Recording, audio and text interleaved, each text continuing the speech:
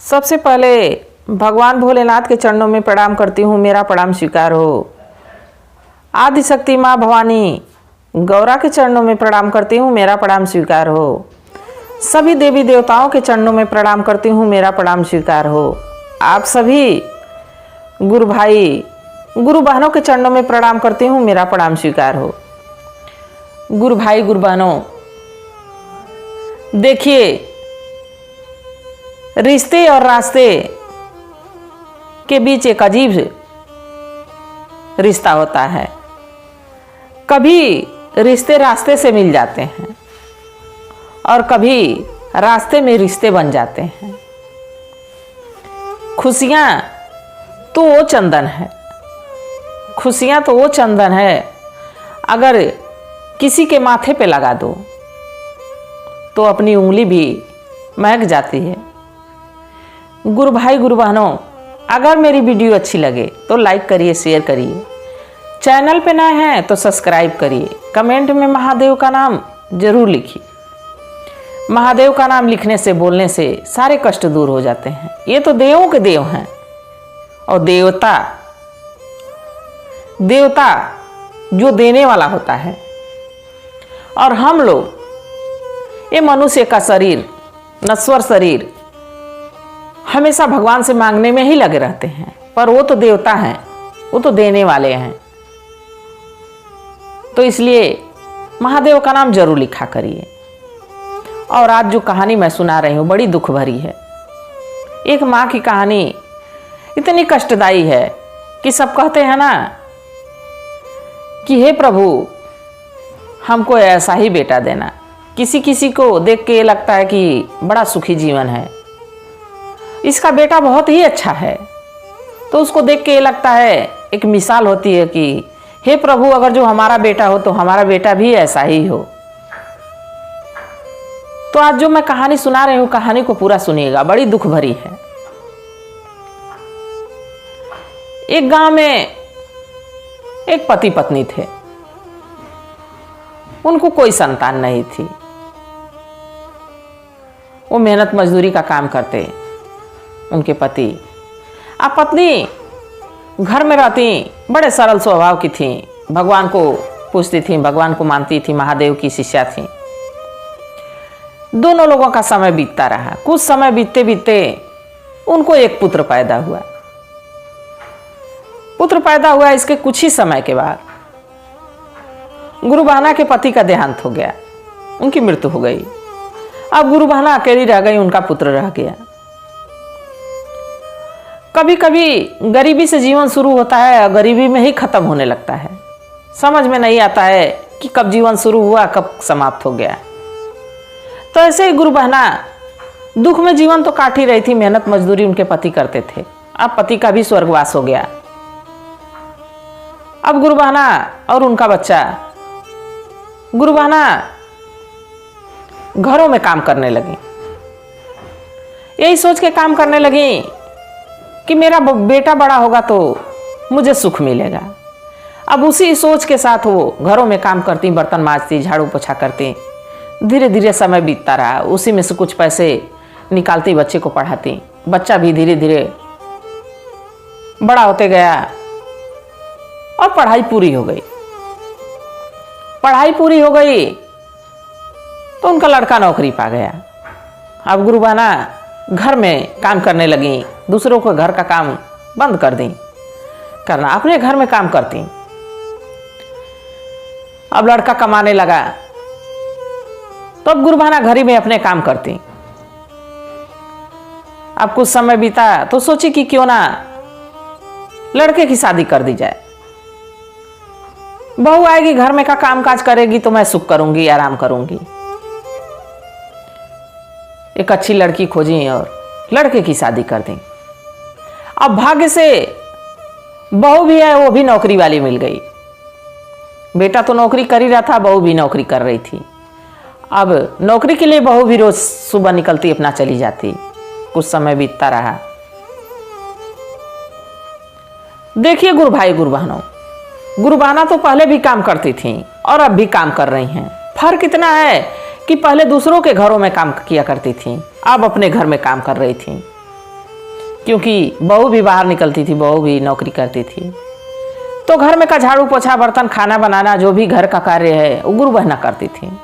उनको सुख नहीं लिखा था और सुख नहीं पाई, और यही सोचते सोचते पूरा जीवन काट दी कि अब मैं सुख करूंगी, अब मैं आराम करूंगी।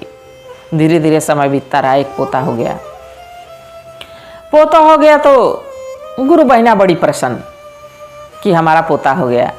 अब पोते की भी पूरी जिम्मेदारी गुरु बहना पे भी आ गई। पहले तो झाड़ू पोछा बर्तन खाना बनाना यही काम करती थी, अब पोते की भी जिम्मेदारी आ गई और ज़्यादा काम बढ़ गया। बहुत रोज चली जाती। धीरे धीरे धीरे धीरे समय बीतता रहा। अब रोज बहू भी चली जाती, बेटा भी चला जाता। अब गुरु बहना सारे काम धाम में लगी रहती। ठंड का मौसम इसी तरह आया। गुरु भाई गुरु बहनों, एक दिन शाम के टाइम गुरु बहना चारपाई पे बैठी हुई और अपने बेटे का इंतजार कर रही थी। अब बेटा जब नौकरी पर से आया शाम को घर, तो बेटे से माँ कही कि बेटा ये जो मैं कंबल ओढ़ के बैठी हूं, इस कंबल में छेद हो गया, फट गया है और बहुत पुराना हो गया, इससे ठंड जा नहीं रही है, मुझे एक कंबल दिलवा देते। तो पुत्र क्या जवाब दिया गुरु भाई गुरु बहनों कि ऐसा है माँ कि इस बार तो इस ठंड में तो मैं नहीं दिलवा पाऊंगा, क्योंकि तुम्हारी बहू रोज नौकरी करने जाती है, रोज बाहर निकलती है, तो उसको साल स्वेटर दिलवाना है। तुम्हारे पोते का जूता फट गया है, उसको जूता दिलवाना है, उसको नया जैकेट दिलवाना है। इस बार तो संभव नहीं है कि मैं तुमको कंबल दिलवाऊं। तो बूढ़ी मैया अपने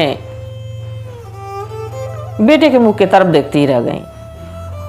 उनके मुख में कोई शब्द नहीं था कि मैं क्या कहूं अपने बेटे से। और गुरु भाई गुरु बहनों, क्या ऐसा होना चाहिए? क्या अपने माँ के लिए यही हमारा कर्तव्य है? अपने पिता के लिए यही हमारा कर्तव्य है कि वो हमको किस समस्या से, किस परेशानी से हमको पाल पोस के बड़ा किए, इस काबिल बनाए, और अगर जो बुढ़ापे में हमसे कोई समस्या अपनी बता रहे हैं तो उनकी समस्या को ना सुनी जाए। क्या यही होना चाहिए? आप जरूर बताइएगा। कहानी के देखने के बाद कमेंट जरूर करिएगा कि क्या यही होना चाहिए। और वो बूढ़ी मैया जो देखती रह गई अपने पुत्र का मुंह। बेटा घर में चला गया, अपने पत्नी अपने बेटे के साथ खूब बढ़िया से हंसी खुशी से खाया पिया सोया, और माँ को भी बहू ला के खाना दी, माँ भी खाई और उसी कंबल में, फटे हुए कंबल में अपना सो गई। सुबह हुई, दोनों बहू बेटे नहाए धोए और अपने अपने नौकरी जाने के लिए निकल रहे थे। अब देखे कि माँ अभी तक जगी नहीं, कोई काम धाम नहीं आज कर रही है, क्या बात है। तो बेटा गया माँ को जगाने। गुरु भाई गुरु बहनों, वो ठंड के वजह से बीमार होके और वो बूढ़ी मैया वही चारपाई पे मरी पड़ी थी।